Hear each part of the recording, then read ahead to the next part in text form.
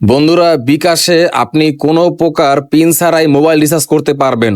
অর্থাৎ আপনি যে কোনো কারো বিকাশ থেকে কোনো প্রকার পিন নাম্বার অর্থাৎ আপনার গোপন পিন নাম্বার ছাড়াই আপনি মোবাইল রিচার্জ করতে পারবেন। এজন্য আপনাকে বিকাশের একটি সিটিং অন করতে হবে।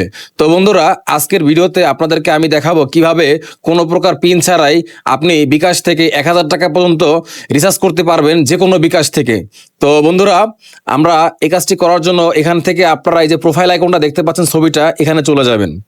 এখানে চলে যাওয়ার পরে আপনারা স্ক্রল করে নিচে আসবেন। আসার পরে দেখবেন এখানে লেখা আছে এক ট্যাপ লেনদেন। তো এখানে চলে যাবেন, এখানে ক্লিক করবেন।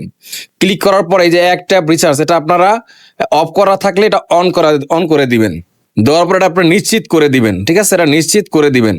তো নিশ্চিত করার পরে আপনি যখন রিচার্জ করতে যাবেন আপনার কাছে কোনো পিন চাবে না। একটা কথা বলে রাখি, আপনার বিকাশটা যেই নাম্বার দিয়ে খোলা আছে, আপনার বিকাশটা যেই নাম্বার দিয়ে খোলা আছে শুধুমাত্র সেই নাম্বারেই আপনি কোনো প্রকার পিন ছাড়া আপনি মোবাইল রিচার্জ করতে পারবেন।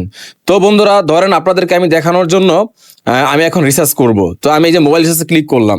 ক্লিক করার পর ধরেন মনে করেন যে আমার নাম্বারটা আমি দেই, যেখানে আছে অল নাম্বারটা দিয়েছি। তো এখানে কিন্তু মনে করেন যে আমি এই যে 10 টাকা দিলাম। এখানে কিন্তু কোনো পিন চাইতেছে না। ঠিক আছে, আমি আপনার দেখানোর জন্য বলতে 10 টাকা রিচার্জ করা যায় না, জাস্ট দেখানোর জন্য বলতেছি। তো আমি যদি এখানে দেই, দেখেন আমার কিন্তু রিচার্জ হয়ে গেছে। ঠিক আছে, অলরেডি কিন্তু রিচার্জ হয়েছে। অর্থাৎ এখানে আপনার মোবাইল রিকোয়েস্টটি ব্যর্থ হয়েছে। অর্থাৎ আপনারা জানেন যে 20 টাকার নিচে রিচার্জ করা যায় না, বাট আপনি যত টাকা দিবেন সর্বোচ্চ 1000 টাকা পর্যন্ত এখান থেকে রিচার্জ করে নিতে পারবেন। তো ভিডিওটি কেমন লাগলো এবং সিটিংটি কেমন লাগলো অবশ্যই কমেন্টে বলে যাবেন।